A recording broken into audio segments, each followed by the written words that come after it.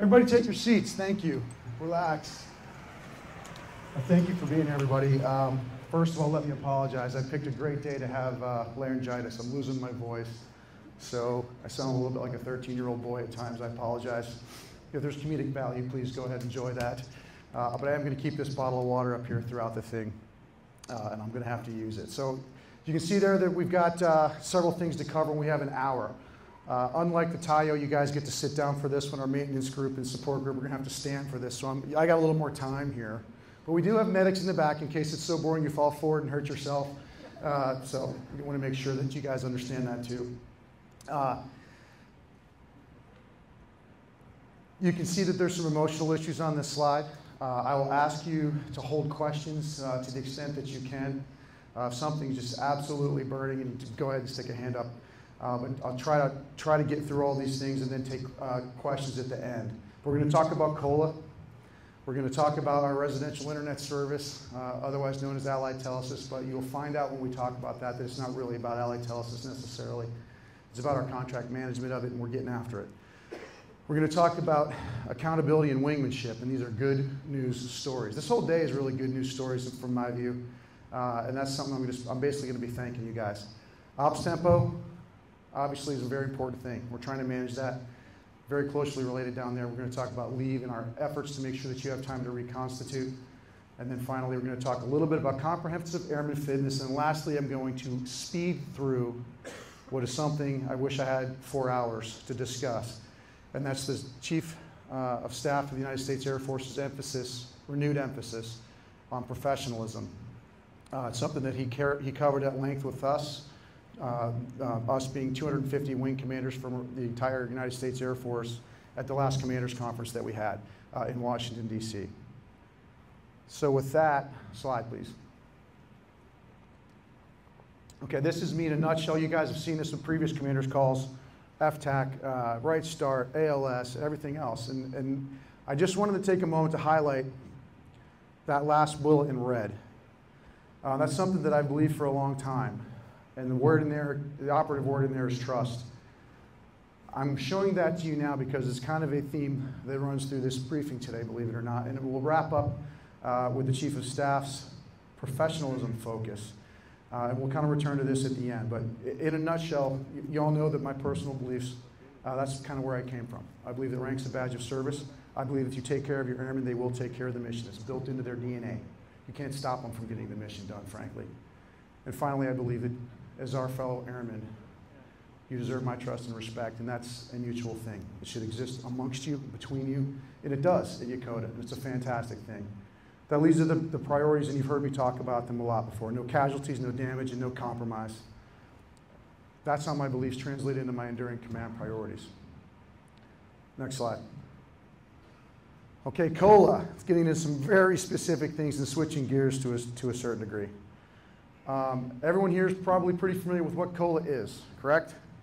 It is simply a method by which the Department of Defense makes our assignment overseas fair and equitable in relation to assignments that are back in the United States or anywhere else in the world for that matter, based on a lot of factors. It's a pretty complicated thing. All of us here have probably experienced a significant drop in their COLA over the last 6 to 8 months. Roughly 60% to 70%. In my case, and similar is true based on the analysis that we've done, and that hurts. That's not something that's easy to deal with. So we have taken a very, very hard look at this and a continuingly hard look at this in coordination with our higher headquarters folks, specifically Chief Master Sergeant Lorena, 5th Air Force, and the staff there. They're helping us dig into this and see exactly what happened, because that's what it felt like, what happened, to me anyway. You can see underlined there that COLA can change and does change every single pay period when the factors that constitute the COLA equation change. And that's what we've been experiencing. Next slide. Okay, so you will, in addition to noticing the 60 to 70% drop in your COLA over the last 6 to 8 months, you probably also have noticed or heard that the other bases surrounding us here in Japan have not experienced a similar drop. Okay, there's a mathematical reason for that. That is because the index is affected by two things. How many people have heard of the retail price survey? Show of hands. I'm going to do a lot of this. I'm going to do a lot of shows of hands today, and I need you to participate because it's helping me gauge where I need to focus. That's it? Okay, retail price survey. Who's heard of that before? Okay. Who's heard of the living pattern survey before? These are pretty low numbers, Chief. Okay. Okay, that's important then. I'll take a little time to explain what each one of those is. Retail price survey is effectively, it's really almost a given because it's based on fact alone. And that teams come out on a regular scheduled basis and they actually go around the base, the BX, the commissary. They check on the price of car insurance as really one of the very highly important factor. But lots of things, the price of bread, milk, eggs, cheese, you name it.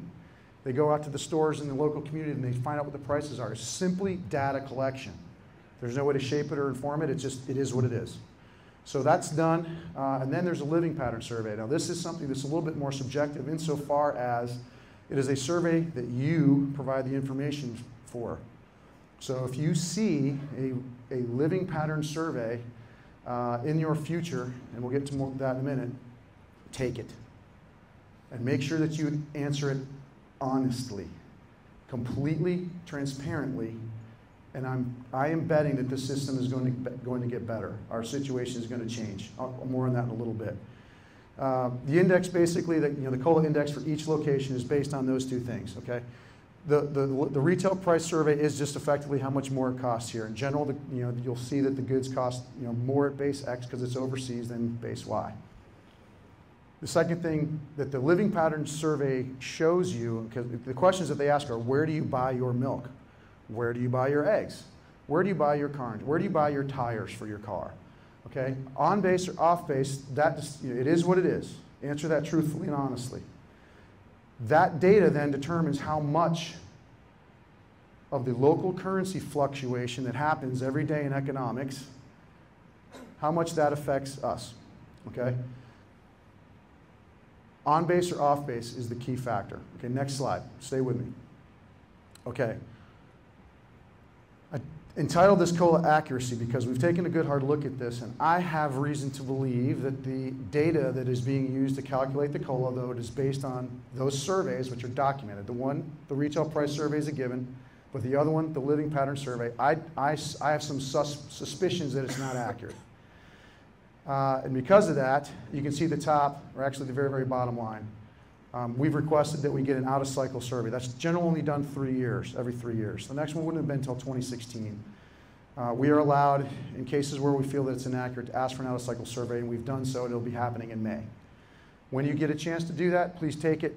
Please ask accurately, or answer accurately. So there's the retail price survey at the top, and you can see the living pattern survey at the bottom, and in the middle is currency fluctuation. Because of the way each base shops, its population's patterns of behavior, some bases shop off base more than other bases. As a result of that weighting of off base versus on base shopping, a COLA fluctuation will impact bases differently. Does that make sense to you guys? So if base, and there's some numbers we can show you, but basically if base X says that it buys half of its goods off base, and it's a very complicated formula, it's not a one-for-one thing. They weight the importance of where you buy things as well as just where you buy them. So for example, the staples are more important than some of the luxury items, and it's extremely complicated. That's algebra, and that's nothing that we can control. But where we indicate and what our patterns, what our behavior is will affect how much the COLA rate hits you. A change in the COLA of 10% may affect a base where actually at a base where that indicates no off-base shopping, a currency fluctuation like the yen to dollar ratio will have zero impact. That make sense? A base that indicates that it shops off base all the time, a fluctuation in the currency rate, the yen to dollar rate, will have a dramatic effect, vastly more than a base that's not so dependent on off-base shopping. Does that make sense to you guys? So you can see here, bottom line in red, the next chance that you will have an opportunity to make sure that the COLA calculations are accurate is going to be in May. And based on that, there's a possibility that our COLA rate will become more reflective of what I feel reality is like for our airmen here. Right now, our index at Yokota is 108. What does that mean? That means that it is 8%, because it's above 100, 8% more expensive to buy things here based on the complete melange of all the factors are here. Not only what the retail prices are off base, but also based on our pattern of behavior and the COLA. Right now, it is theoretically 8% more expensive to live at Yokota than it is back in the United States. Does that feel right to you guys? Okay. Answer the surveys accurately, please. Is it all I can do at this point? We're going to be meeting with the people from Defense DTMO. They're coming out on Tuesday. The person that's in charge of these calculations is going to be in my office with all the O6s and some chiefs. And we're going to go through our concerns. But again, they are responding, and they're going to grant us that out-of-cycle LPS. Save your questions for later. Next slide. Okay.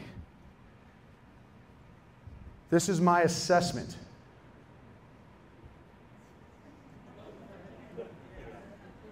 All right? Now we're going to do a little show of hands. Okay, we are aggressively trying to fix this situation. No options are off the table. I can't go into a whole lot of detail because there's some contractual issues. AAFES actually manages the contract that exists right now with our internet service provider. And there is some question as to how much supervision has been applied to the contract management effort, and therefore some question as to whether or not the vendor is living up to the contract or not, unknown right now. But we've been digging into it for quite some time, and we're going to continue to do that. But no options are off the table, and that position has been made very clear both to the contract manager and the contractor, the vendor. But some of the options could require some sacrifices, okay? Just some of them. So I need to know something from you guys. My assessment is that Yokota Air Base population is dissatisfied with internet service. Does anybody, who agrees with that commander's assessment at this point? Show of hands. Okay, I like the camera to pan the room. Keep them up. This is important, okay? Okay, now in order to fix it, one of the possible options, keep them up, please. One of the possible options is that we would have to make some sacrifices. So I'm going to kind of gauge where this fits in your priority scale. And when I get to a point where you don't think, if I mention something, it's not worth it, drop your hand, okay? Higher speed internet, more reliable, bandwidth limitations reduced, okay, versus new carpets in the dorms. Not one hand went down, okay? New sinks or toilets in your homes, okay? One or two. Okay, the walls on your home when you move in having some nail holes because we didn't do a complete change of occupancy maintenance. Okay? Okay, how about some of the base appearance? Okay, how about hours of some customer service facilities on base like maybe finance or, and nobody's taking their hands down, Chief, not one. Okay. Okay, put your hands down. The next one was going to be air conditioning. That's why I told you to put your hands down first. Okay, go to the next slide. This is why this is important to me. This is your COM-PACAF leadership, your leadership at PACAF, emphasizing how important this type of connectivity is to our lives here in the Pacific. It's unique, and you can read it. This is 2-star signed on behalf of COM-PACAF. This is the Resilient Airman line of operation. How many of you guys are thinking, you think about resilience, you're thinking about internet and operations? Yeah, you should, because it's part of it. It is to me. It is to your leadership. And the reason that there's all these colors on there, and look at the blue, this is an operational issue. Not just in my view, but in the view of your most senior PACAF leadership. So this is the angle that we're going after to get this thing fixed and get it fixed as fast as we can. Is this going to happen really quickly? Probably not. Is it going to happen? Yes. If I have any say in the matter, it's going to happen. We may not see it during our time, but I think that you will start to see some incremental improvements. And again, no options are off the table. Questions on that one? Save them for the end if you like. Okay, slide. Okay, you remember, many of you, how many of you were here in September last year and got to sit through the commander's call where we talked about particularly ugly misconduct situation? How many people were here? Okay, next slide. You'll remember this slide then. For those of you that weren't here, this is what we showed at the end of the last commander's call. September of 2014. Go to the next slide. Yeah. Cool. I didn't think, that's awesome. And that's the reaction that you guys should have. Go to the next slide. That's the reason for that. Critically important that we're taking care of each other. And you guys demonstrate it in a manner and in a magnitude that I have not seen anywhere else that I've ever been. That's Team Yokota. Next slide. Okay. That's taking care of the grass. That's what we do. We make sure the grass is green. There's no room for weeds. That's how you get after this problem. That's how you get to the zeros. I will tell you this, though. I know that there are people, and I've been through situations similar to this in the past in command roles, that want to know, those individuals, that 0.001% that's causing the problems and guilty of misconduct and causing the rest of us to have to work extra hard at taking care of one another and making sure that those things don't happen and be constantly vigilant. What's happening to those folks? While wingmanship is the reason for those zeros, I just wanted to show you the next few slides. Slide. Accountability is happening. Slide. In all of these cases. Slide. Your leadership understands how important this is. Slide. They will continue to ensure that those that violate our standards are held accountable. Next slide. Slide. Slide. Okay. That's the real reason that we got zero, though. But rest assured, good order and discipline is being maintained by your leadership here and the people in this room, too, in addition to that, okay? Just in case you were concerned. Because some people are, and they should be concerned. Good order and discipline is an absolute must. Your commanders are doing a fantastic job of making sure that it is. Your JAG and everybody else involved in that process, they're command leading, if not Air Force leading in that regard. Okay, slide. So that's a good news story, folks. A little bit more on it. Again, I showed this slide before in that blue. I'll never leave an airman behind is what we're talking about when I say wingmanship and dealing with the problems and the stresses that we have. The equation in the middle I've talked about before. A lot of those behaviors, statistically, 90% of them or more of those negative behaviors are related to one of those two things, stress and irresponsible alcohol use. Those two things put together equals tragedy. Horrific things that happen that good people, otherwise taking one of those two things out, it never would happen. So we need to be vigilant as wingmen, watching for both of those things. Identifying stress, not only treating stress, whether it's combat stress, deployment stress, ops tempo, financial stress, legal stress, not only treating it with all of the agencies that are out there, but identifying it, especially our youngest airmen that don't have the experience necessarily or the tools. That's what being a good wingman is, helping them identify that stuff so that we can go get the help that we need. Irresponsible alcohol use, y'all got the training yet? Okay, yeah. We're going to get after that proactively, okay? That's what we're doing. And I think the results speak for themselves. So bottom line here for this portion of the briefing is thank you. Thank you for taking care of each other. You guys, you water my eyes, literally. Slide. Okay, with regard to stress, this is our 90-day look back. We just put this together because we have been noticing and we've been observing demand on this wing's services as PACAF's airlift wing going up. And there's been a lot of talk about rebalancing to the Pacific in the media and the news and all that kind of stuff. And some folks were saying, we really haven't seen it. We haven't really noticed it. Well, it's real. And there's the data right now to show it. Every time that you get above that horizontal red line, it's above the commit rate for our aircraft. Okay? We know from 40 years of operating them that that's the number that the fleet can kind of sustain itself at. Once you go over it, those aren't just minor exceedances. Those things actually have a long-term consequence because we start eating our seed corn, so to speak. We can't maintain the aircraft the way that they have to be maintained. And then it just kind of compounds itself. Every time you exceed that, there's problems that follow because these aircraft are 40 years old and they're labor intensive to maintain. And oh, by the way, what we do with those aircraft is nearly impossible when you describe it in layman's terms. But we make it look easy. You guys make it look easy. The support tail that goes with that, everything that you do goes into this mission and making sure that we're able to meet the requirements of the higher headquarters. That is hard work. It injects, it creates stress in your lives. So we're noticing this, folks, and we're using this slide. We're sending this stuff up to headquarters and making sure that they're aware, all the tasking agencies that task us, what is happening where the rubber meets the road in your lives. The red, the maroon, so to speak, is our taskings that come from the AOD, basically the Air Operations Division, specifically the Air Mobility Division. Those are TWICF lines.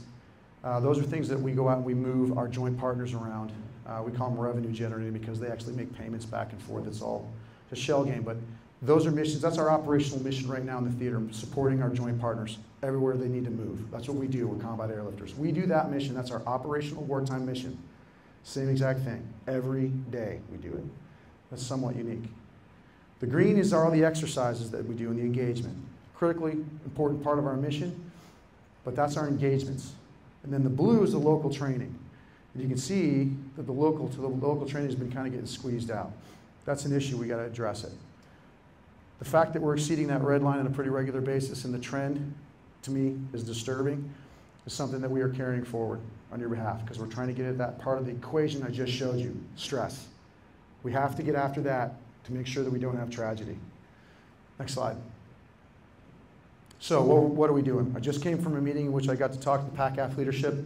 General McDaniels was sitting in for General Robinson today. She's normally there. She's seen this in my semi-annual report that I sent up to her just a week or two ago. We have identified that we have to slow down. In order to keep that stress level manageable in our assessment, we have to target some dates and start to pull the throttles back a little bit. Because this is a long war, folks. You're the smallest Air Force in the history of our nation. You've been executing the longest sustained period of combat operations also in our nation's history, and those two things they don't reconcile well. We have to be very vigilant as leaders. You all have to be very vigilant as airmen to make sure that we are not overextending ourselves. You remember at the beginning of this, I told you that you're airmen, you don't have to motivate them to do the mission. It's built into them. We as commanders have to make sure they don't lean so far forward they fall down. You can't stop them from doing the mission, but you have to make sure they have perspective. You have to make sure that you are watching them as a commander in particular, but in every leadership role. And having your finger on their pulse so that you understand when it's getting to be dangerous. We're getting close to that point here, and that's why we're going after this. We're looking at these 4 weeks in particular, and we're creating what's called operational pauses. And this has the support of the 5th Air Force leadership, Lieutenant General Angelella. It has support at PACAF level. Talked about it again today. This is especially important for all the things we talked about just now, but more importantly, very specifically in the next 180 days because of the next slide. This wing has 20,000 days of use or lose leave that it has to take by 30 September or it will go away. Okay. Now to put that in perspective, there's 2,400 airmen or so. That's roughly 10 days per airman. Or that's just to keep us under the wire, 60 days on 30 September. It's not quite as bad as it initially sounds, okay? Just to give you perspective, between now and 30 September, the wing just, because it's here and getting 2.5 days a month, which is what you get, will accrue and should expend, because you should be expending your leave as you earn it, right? That's the intent. The wing will accrue and should spend, normal, 40,000 days of leave between now and 30 September. Okay, so the 20,000 days of use or lose is on top of that. Okay, it's about, what that means is that we're going to have to take leave to avoid use or lose situations at about a 50% higher rate than what we normally have to take it at. Is that manageable? That's going to be tough, is what that's going to be. It's doable, though. It's doable if we take some pauses and we're smart about this. And there's going to be operational impact to the entire command, because this is PACAF's airlift wing. And that's what I articulated this morning, and I got nothing but head nods, okay? So that's what we're going to do. Now, is the mission going to stop entirely? Is there going to be, no crises. Is there going to be, you know, 1 Zulu 1 missions that have to move on an unforeseen basis? Yeah, sure. We're going to have to react to that. That's what we do. But for the most part, we are going to go after this, and we have the support of your leadership all the way up to the PACOM commander right now to get after it smartly, and that's what we're trying to do. You can see that there's 578 airmen right there with over 15 days. 229 have over 30 days. Another number, though, that's going to make this challenging for all the leaders, everyone in here, is that there are 1,000 airmen, that's roughly half of the wing, that will have use or lose. About half of us have some form of use or lose. Has to happen. And that's in addition to the 17.5 days you're going to accrue in a normal in the next 6 months. So this is going to take focus. It's going to take planning. It's going to take some sacrifice. It's going to have an operational impact. We're making that known now. Okay, everybody? Your LES should be updated at this point, right, Chief? And showing the correct number. Just make sure that you're taking a good look at that. Look at your raw number of days, okay? Just to be sure. There's been some hiccups in the LES out of DFAS. It wasn't showing that extra 15 days for a while. I think that's corrected, but just be sure that you're looking at the raw number of days and doing your own math to make sure you understand what it is that you have to do. And make that known to your supervisors, okay? We're doing a good job of taking a look at it, we think, but every case is unique. Please stay after this, okay, folks? And the bottom line is, you know, we cannot allow our airmen to lose a single day of leave. That is a breach of faith, in my view. Should be this month's LES. So 31 March. Okay, so this month's LES, 31 March, should be accurate. But again, look at the raw data. It's there too. It shows you what your balance is. There's 3 kinds of people, Chief. Those that can do public math and those that can't. So, yeah. Do your own math in private and make sure that you got it right. Okay, next slide. Okay, and all of this leads us into comprehensive airman fitness. This is one of my first priority is no casualties, and you'll hear me talk about and say that yes, it's about the thing you think of obviously first when someone says no casualties and they're wearing a flight suit. We don't want any losses in combat. The American people have zero tolerance, for casualties anymore, and that's a good thing. That's us being really good at what we do. We're going to keep it that way. But moreover, I'm talking about the unseen casualties that, again, smallest Air Force in history, highest sustained combat, longest sustained combat operations tempo in history. That results in a cost. Okay, the cost is unseen as well as seen. It's in broken marriages. It's in children having trouble in school because their parents aren't there to read to them. It's in distances that develop in relations with your close family back at home, your parents, your brothers, your sisters, your siblings, your cousins. It's in friendships that atrophy because of the time and the space challenges that we have here in PACAF in particular. These are the casualties that I'm trying to get after. I tell people that there's very specific, what specifically kind of behaviors am I talking about when I focus on no casualties? And I talk about making sure you have time and you plan to get to your kids' basketball practice, be at their volleyball games. Make sure you take your spouse out on your anniversary. Make sure you have time to develop a relationship that could result in having a spouse if you don't have one already. Make sure that you call your parents on their anniversary. Make sure that you take the time to call and send a card to your brother on his birthday. These are the things that I'm trying to talk about. You have to prioritize. You have to make time for it. You have to think about in advance, and it's a challenge. Okay, a lot of the tools to help you get at those very specific behaviors and deal with the stresses that we have in life comes out of this program, the Comprehensive Airman Fitness Program, which is not too long ago been encapsulated into an Air Force instruction. This is right where we need to go in my view, and it aligns perfectly. It is the tool that I need that best gets at my #1 priority as a commander, no casualties. So I am going to continue to emphasize this, and we're going to do some things at this wing that maybe I'm not required to do by AFI, because I believe it's the right thing to do. I believe, and my team believes they're the right things to do. And we're going to get after this, and I need your support because it matters. You obviously get this because of that slide with all the zeros on it is an indicator of how we're doing. It's not everything, but that's a very, very important indicator of how we're doing on resiliency. It can't get any better. That's an amazing thing. You guys should be very proud of yourselves. I know I'm very proud of you. So comprehensive airman fitness is a big deal. So if you see stuff, you see emphasis on it, it's coming from me. It's coming from your commanders. It's coming from General Robinson for sure. It's coming from the Chief of Staff of the Air Force. So please take a moment, absorb it, understand it, and then implement it, okay? Next slide. Some of the things that are going on here at the wing have been highlighted already at the PACAF level and potentially higher because, again, people want to know how we're getting to the zeros, okay?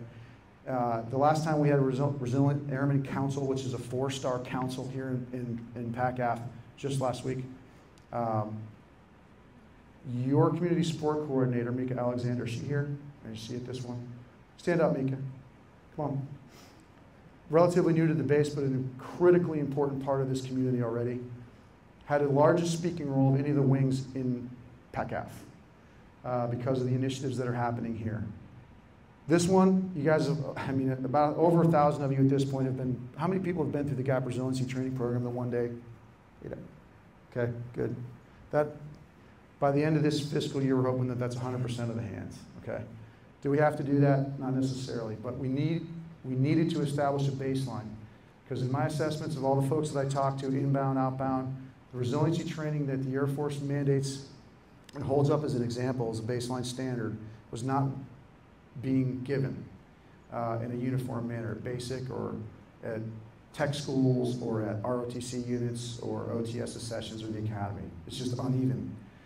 And the thing about resiliency, that grass, that field of grass, it has to be even for it to work. If there's gaps and holes in that training and that awareness, there's going to be problems. Okay, so we have to get after it. We don't want spots in the lawn. We want a green pasture is what we want. That's the best chance to zero out all those things that we were talking about. Okay, it's the best way to make sure that we don't have any tragedies, and that's what we're getting after. No casualties.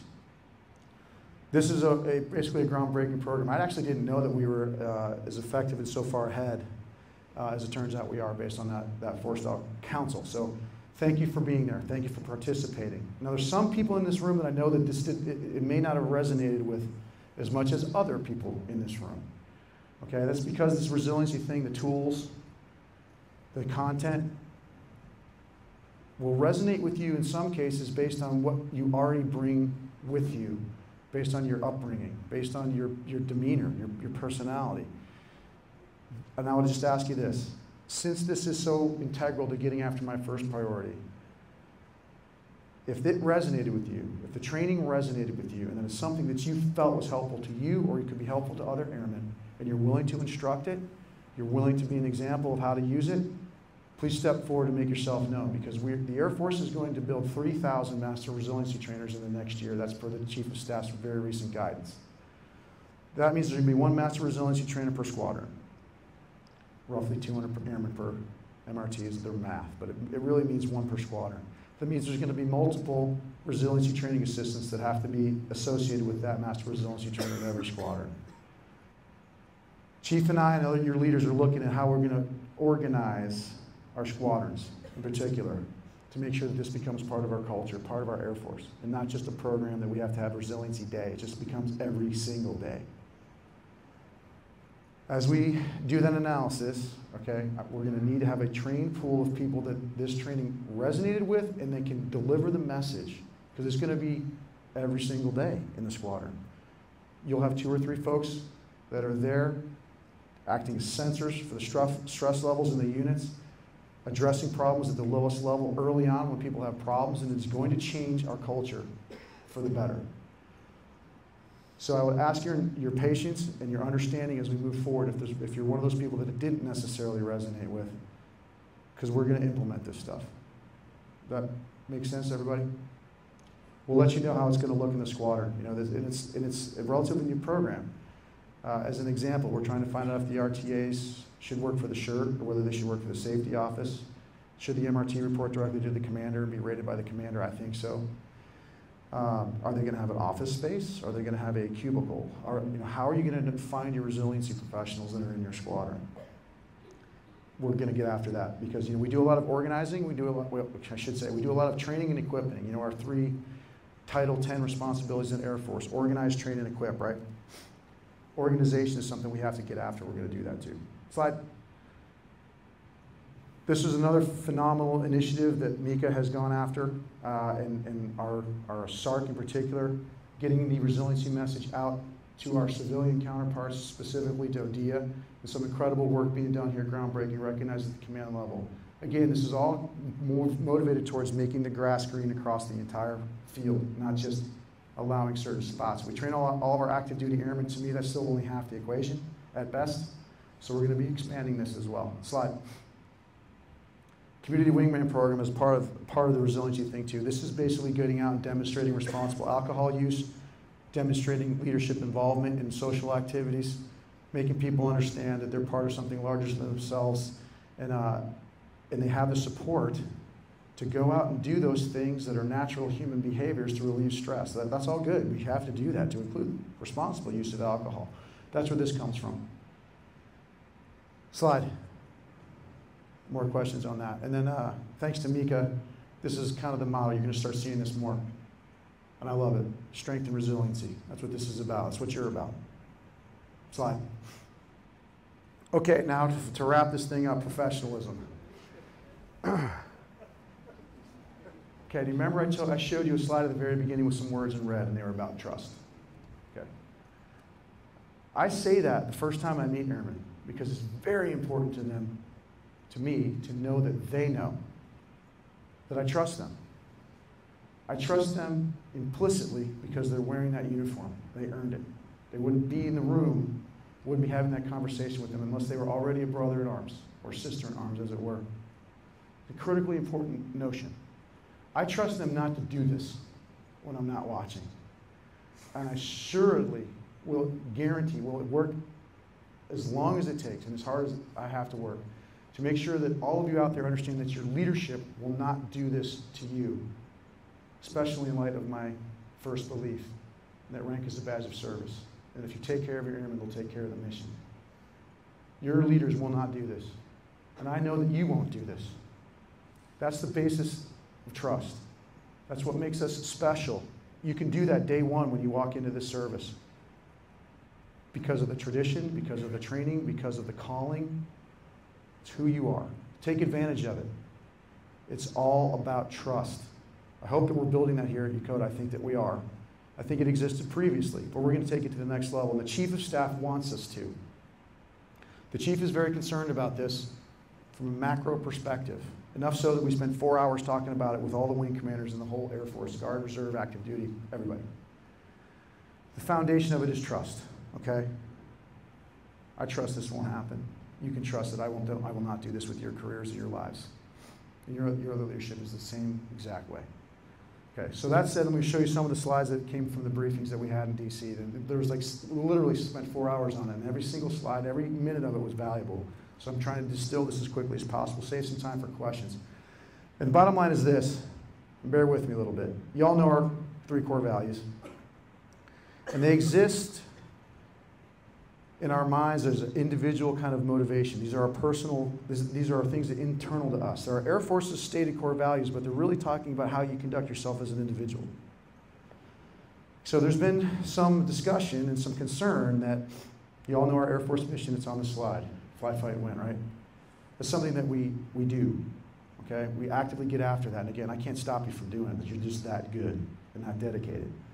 But there's some concern that there's a barrier between the two. And specifically, here's an example. You rarely will know that your integrity is being challenged by our mission demands. No one's going to run into the room and say, hey, this is your moment, your integrity is being checked, over to you, and walk out. You're going to be out there in the flight line at night in the dark, tired, exhausted, doing what you think is the right thing, and your integrity is going to be challenged in an insidious manner. Your dedication to service before self is going to be challenged in a way that you don't necessarily become cognizant or conscious of. And your devotion to continuous process improvement, that's excellence, as the Air Force defines it, is something you may not want to focus on because you're tired, because you're busy, you have other competing demands. So there is a gap, if only an insidious awareness gap, there's a gap in the view of our senior leadership between our values, our core values, which we all hold very dear on an individual level, and our mission.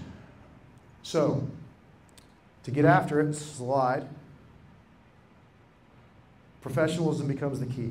Okay, I'll talk a little bit more about this. We bridge that gap.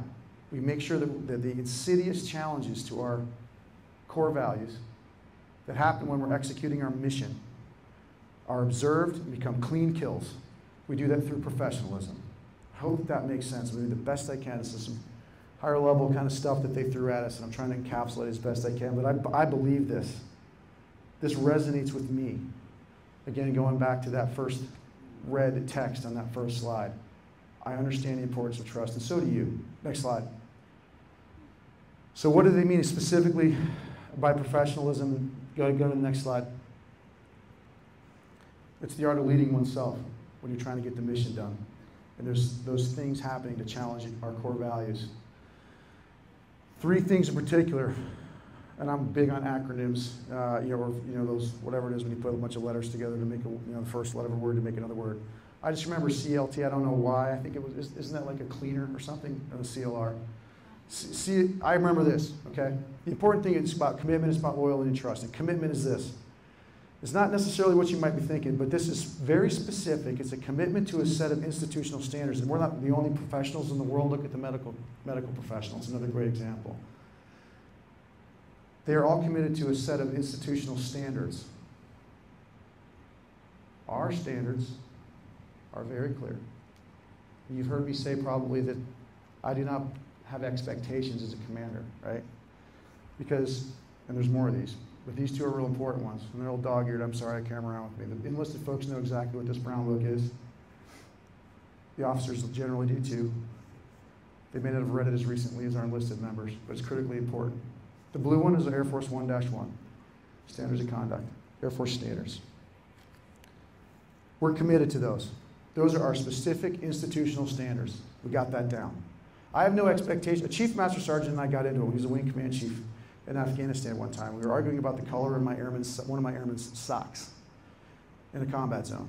And I'll just say we had to agree to disagree about a lot of things, okay? But the one thing that he said that will remain with me for life, and which I now understand the chief of staff believes as well, is this. We shouldn't have expectations for our airmen as their leaders because they're all written down for us. That is a beautiful and powerful thing. Those expectations are clear. They're transparent. They don't change very easily. Nothing erodes the basis of trust faster than vacillating expectations. Make sense? This is the basis of building trust. A profession that the American people can trust and in which you guys can trust each other. Commitment to specific institutional standards, we got that. Personal degree of loyalty to shared objectives. What's that about? That's about knowing and being committed to getting our mission done. Our mission is to defend the United States of America, our family members back at home in the States. And by the way, by extension, the rest of the free world. I know you're committed to that. I can't stop you from getting the mission done. I've never been able to, in peacetime, in wartime, my airmen, they go get it done. That's who you are. It's built into your DNA. We got that. The bottom line there, and if you remember any of these 3 words, remember the T for trust. All that is about building trust. Trust between you and the trust of the American people who have given you, by their sacrifices and taxes, the most deadly arsenal of weapons in the history of mankind. They trust you to employ them wisely and well if needed. They trust you to employ them with discretion, with compassion and humanity. That is a sacred thing, that trust. It is the basis of professionalism. These 3 things, commitment to standards, we all know what the standards are. Loyalty to our mission, we all know what that mission is. Builds that trust, that's the foundation of professionalism. That's, if we're doing this right, that's what helps us identify when our integrity is being challenged in the dark of the night. And we do it together. You're not doing this by yourself. Okay, I hope I did a good job of connecting the 2 and all that stuff. Next slide. Here it is. There, I just said that. Okay, slide. Okay, there it is in a picture. Professionals consist of those three things. And the chief wants to get back to this in his words. He wants to get back to it. The extent to which we lost it, I don't know. I think we're doing pretty good here at Yokota, though. I'm very proud of you guys. But this is what's on the chief's mind. Okay, next slide. Okay, yeah, you ever seen that slide? Okay, this concludes my briefing. 10 minutes left for questions, and we can go long because you guys are in chairs, and no one's fallen over that I've been able to identify. So, over to you guys. Who's got a question that we can get out? Any of the things that we've talked about, anything else on your mind, open mic night at this point. There's always the pregnant pause. All right, we got one up here. Frizzell, you were the acting wing command chief for a while. You're the first one to answer a question, ask a question. All right. This is not planned, at least not to my knowledge. No, this is not a plan. But I don't like to wait. Talking to resiliency and... Is that mic working? Can you hear me? There we go. Okay. There we go. All right, go. Okay. Talking to resiliency, and a plan to put one dedicated person in each squadron. How do we balance that with existing operational requirements and resource limits that we're already working under? Well, you may have heard me talk recently about that thing at the bottom of the screen, and we can't continue to do more with less. It is a zero-sum game until we start growing the Air Force again. We're not, even though we've reached the bottom limit, we're going to keep 315,000 people, according to the Secretary and the Chief. There's no real plan to increase the active duty. We're going to try to increase in the Guard and the Reserve, and that's a smart investment in my view, for what that's worth. But yes, it's a zero-sum game. What does that mean? It means we're going to do less of other stuff. There's going to be impacts on the line. There's going to be impacts flying missions, and availability of aircrew members. There's going to be impacts at finance. There's going to be impacts at the DFAC. There's going to be impacts in our security forces. There's going to be impacts across the base. But the priority is clear. This is happening. And it's happening precisely because everything at this point is a zero-sum game. The chief spends a lot of time thinking about this and is very cognizant of the fact that we have, again, the smallest Air Force ever. Sustained operation at combat ops tempo. It's unprecedented. In order to make that survivable and to minimize that tragedy and to be able to get after the stressors that are out there and make sure you guys are survivable. No casualties. We're going to do this. And if we slow other things down, we're going to do that. But that's just the way it's going to be. How we do it exactly is going to be tough. That's why we're spending a lot of time thinking about this right now. How we we've trained, we're training. We're giving you the baseline training. Organized, train, and equip. Okay? We're getting after the training. We're getting after equipment. We have all of the resources on the base available to you, all the trained professionals, installations, facilities, to get after this comprehensive airman fitness challenge and requirement. The one thing we haven't done yet, in my view, is we haven't really thought about the impact on organizing. How is it going to affect the structure of our units? And it's going to. That's how you lead organizational change, by the way, folks. First of all, you go ahead and enroll something out after it's well thought out. Then you have to follow it up. Persistence, persistence, persistence. You have to stay after something for it to seep into an organization's behavior and its culture. One of the ways you do that is you change the way it's organized. That's what we're going to do next. So more to follow on that. Your ideas on this are welcome. Because again, this is one of those, it's new. This focus is new. It's because of the context. It's because of smallest Air Force ever. Ops tempo, that's not going to go down. It's just not. So I hope that answers, there's going to be there's going to be a trade-off. We're just going to figure out what it is. Okay. Any more questions? No one wants to ask about the East Gate closure? Okay. Go ahead. Did you guys all hear the radio show? Is that what it is? Okay. Yeah. Sergeant Smith from the Surgical Operations Squadron. My question is about the 8 hours. Many of our personnel, our forces live off base now. Doctors, nurses, technicians, and equal call, they give 2 minutes to response. Yeah. Many times. Is that a part of the consideration to the 8 hours? It's going to add at least 20 to 30 minutes sometimes to the response Yep. It should not affect the response to crisis in progress because our UCCs are manned. And if there's ever a situation where we do need to open the gate, East Gate in particular, we've built processes to do that for blood transfers and all that kind of stuff. But if there's critical personnel specialists that have to be called in, and no kidding, that are to respond to acute or emergent cases, we can open that gate in less than 2 minutes. So that process is going to be there. So no, there shouldn't be an impact. Is it going to affect your quality of life and your convenience? Yeah. Unfortunately, it is. I mean, I lived through this too. I'm thinking about moving to the east side just to show solidarity. But I used to live, anybody here been to Pope Air Force Base? Yeah. I used to live out in Southern Pines, man, and the Army, man, they put up a fence across Manchester Boulevard and caused me to have to drive 40 minutes a day longer than what I had planned on. And that was awful. So I've lived this, and I know that it stinks. And I would not be doing it if there wasn't real good reasons. The reasons more significant than the inconvenience factor that we've injected into your lives. And specifically, it's our security forces, our defenders' resiliency, and more importantly, it's the safety that they provide, the mission assurance they provide, which have to out-prioritize the convenience that they provide. So there's workarounds for all the things. And oh, by the way, the gate's still open. It hasn't changed yet. It's not going to happen until 1 April.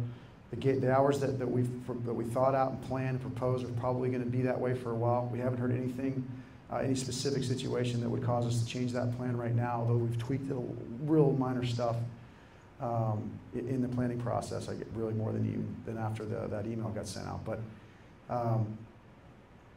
this has to happen because we can't keep doing more with less.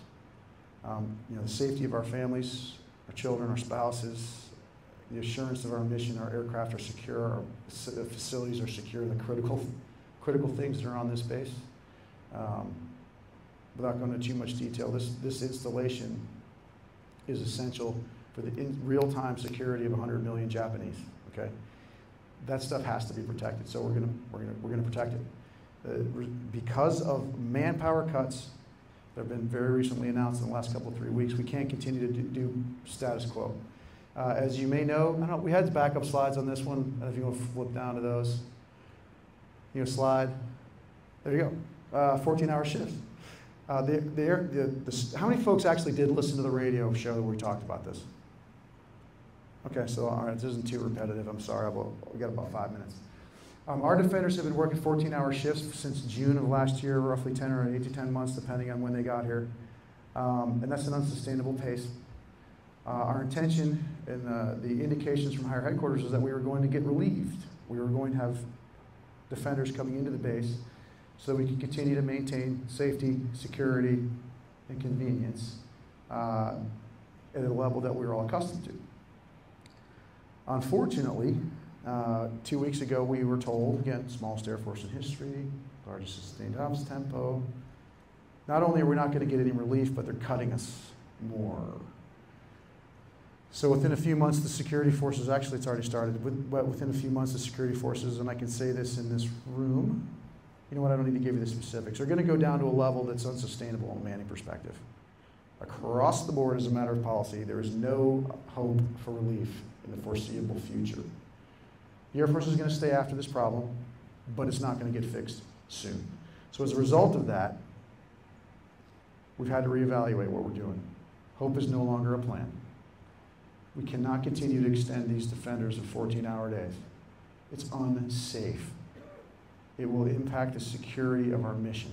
We cannot do it. So and my hat's off to the leadership of the SFS squad and the support group, everyone that's been involved in the calculus on this. They came up with a plan where we can take those airmen that have been working 14-hour days to provide safety, security, and convenience, down to a more manageable 10-hour day. Still pretty significant. And oh, by the way, they haven't complained at all.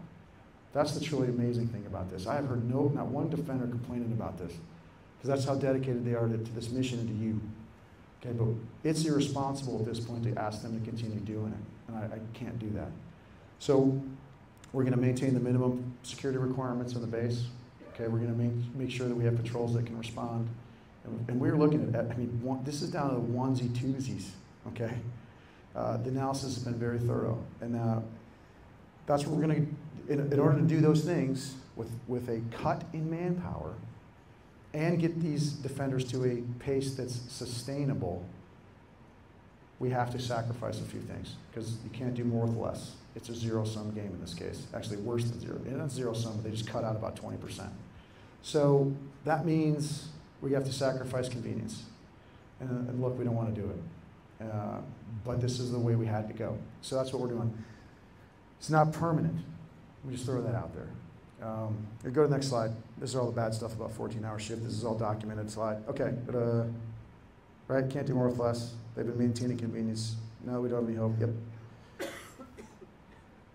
The bottom bullet there is we're going to continuously reevaluate it. We're looking at technological solutions. We're trying to put in a spinning, gate like they have at other bases. That's not optimal when you're coming home from Tokyo. Not optimal, in a lot of ways. But we're thinking about trying to do that so that there's some movement in that gate, more to follow. We're looking at other civilian manning solutions that require authorizations of funding and very much getting after that aggressively. But for the foreseeable future, this is where we're at. We're going to do everything we can to reverse it as soon as we possibly can. Cool. Everyone go one more slide? Okay, that's it. Yeah, the bottom line changes. Again, the gate's still open. By some of the emails I've received, you would have thought it was already closed, like all the time. But it's only going to be closed 8 hours in the middle of the night, basically, in the East Gate specifically. And that's because the traffic counts, it's a half to a third as much as the other gates. About half the community, half the base population lives over there. About half lives on the main side of the base between west and north. But the traffic count is extremely low just based on the geography and where services are and where people are traveling. Okay, so that's the numbers. The Fusa Gate, it's also closing. Okay, it's closing 8 hours to vehicles and it's closing 5 hours to pedestrians. Why that difference? Why that 3-hour difference? Why are we keeping the gate open for pedestrians? Because of the location of the gate, the proximity of our unaccompanied airmen in the dorms, and the proximity of the municipality of Fusa and all the institutions that are there, from the bars and restaurants, places to have entertainment, to the sundries, groceries, 7-Elevens, convenience stores, and everything else.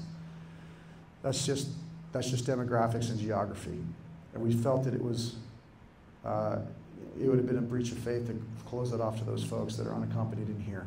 And so we kept that open to 1 o'clock, and that was actually not in the original plan. It was something that we bit the bullet on. It's important to our unaccompanied airmen that they can still travel, especially in light of the curfew and everything else that still exists. But it kind of aligns with the curfew, and it's going to work.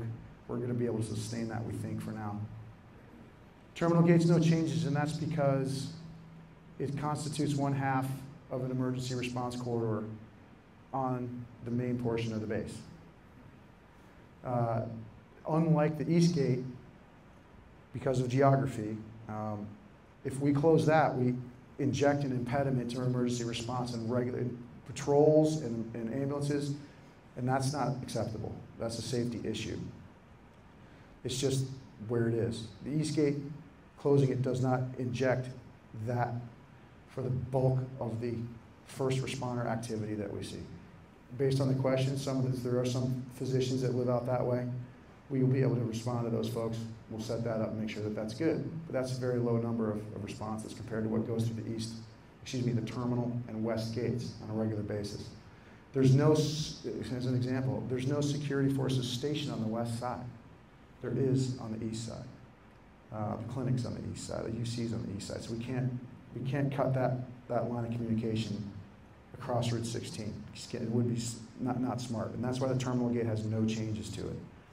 The west gate is the other half of that security corridor, that emergency response corridor. And oh, by the way, if you close it, that population can't get out. So that's a no-brainer. Okay. Yeah. So there's that in a nutshell. Do we want to do this? No. Are we going to get it away from it as soon as we can? Yeah. But that's where we're on that for now. Cool. All right. One more question. Right on time. I can't believe it. Okay. Sergeant Swingler from the OSS. My question is regarding COLA. Last April, the Japanese raised their sales tax off base from 5% to 8%. And I noticed when I looked at my LES that my COLA actually went down from March to April. So with the fact that there is another tax increase expected in October, when they do their off-base Yeah. retail assessments, are they taking into account that these taxes and these fees are going up? Yes, by virtue of the retail price survey, but that's only conducted once a year. And this is why we're having their leadership come in and talk about exactly these kinds of things. So thanks for pointing out. I didn't know that there was going to be another tax hike. But that's, again, that will come out in the retail price survey that we're going to be doing in, I forget, it's this month, it's next month actually, I think it's April. Right here? Yeah, it's April. And again, that's just a survey. They will factor in the cost at the register. So, yes, it's being factored in if it was a condition at the time of the retail price survey. If it wasn't, then no, it hasn't been factored in, which is why we do it at least once a year and why we can request out a cycle. And so that by virtue of that fact alone, that should actually be positive news, because we're going to get that reflected right away. But thanks for that kind of specific detail. That's really good stuff. That'll be mentioned on Monday. Cool. Thank you. Okay, folks, that's all I got for you, other than just one last time to take an opportunity to look you all in the eye and say thank you for what you do. This truly is the best wing in the Pacific. When I got here, I was like, oh, that's a nice motto.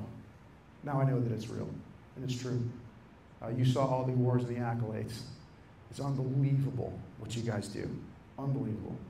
Coming home from Cope Tiger, you know, I mean, all the exercises over the last few months, this last 6 months in particular, from exercises that have not stopped, that are making an impact strategically for our security, to the Twig of Flow, those missions in Maroon that are supporting our joint partners around the theater that have been laid on at an unprecedented, unforeseen rate, well above all the projections, to making sure that our airmen are still trained and that we're ready to go for contingency response around the world. You guys are making it happen. And again, you make the nearly impossible look easy. Please rest assured that we understand how hard you're working. Rest assured that we understand that you're under a ton of stress. That your leadership gets it and is listening to us too. So we're working on it. We're going to continue to work on it. Make sure you're taking your leave, okay, folks? Okay. Have a great day. I'm out. We'll see you guys a little bit later.